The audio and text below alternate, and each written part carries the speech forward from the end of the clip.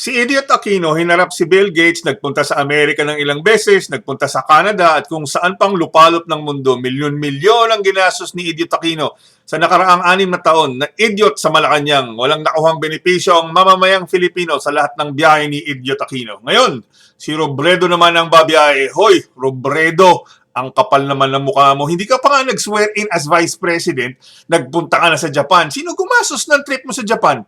Kaninong pera ginamit mo? Pera ng bayan? Ano hirit mo? First met with the leadership of Japan-Philippines Parliamentarians Friendship League by Senator Nobayura Echihara. Next met, Honorable Katsuyuki Kawai, Special Advisor to Prime Minister.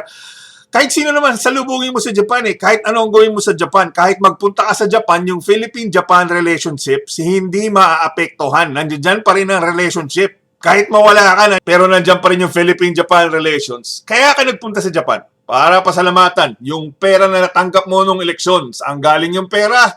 Yung ginastos ni Idiot Aquino, pambili ng barko, tapos may kickback kayo para sa pangangampanya nyo sa eleksyon. Yan ang dahilan kaya ka nagpunta sa Japan upang pasalamatan ng mga Hapon. Tinalo mo pa si Presidente Duterte, hindi pa nga nakakapunta sa ibang bansa yung Pangulo sa dami ng problema ng Pilipinas.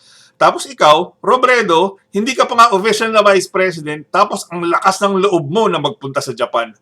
Nakakaisang buwan ka pa nga lang at wala ka pang nagagawa, pupunta ka pa sa ibang bansa. Ngayon may award, ek-ek ka sa Thailand. Wala na akong pakialam sa award na yan at hindi ko na gustong alamin kung sino magbibigay ng ek-ek na award na yan. Ang gusto namin malaman, sino gagastos ng trip mo sa Thailand? Pera ng bayang Pilipinas gagamitin mo at para ikaw lang makinabang sa award na yan.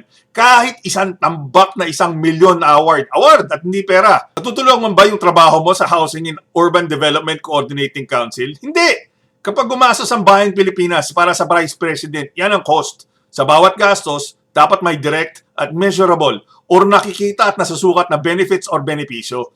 Ilang milyong peso ang gagastusin mo papuntang Thailand. Ilang bahay para sa mahirap na Filipino ang mapapatayo mo kapag nagpunta ka sa Thailand para makatanggap ng award. Wala. Pupunta ka ng Thailand para sa sarili mong kapakanan.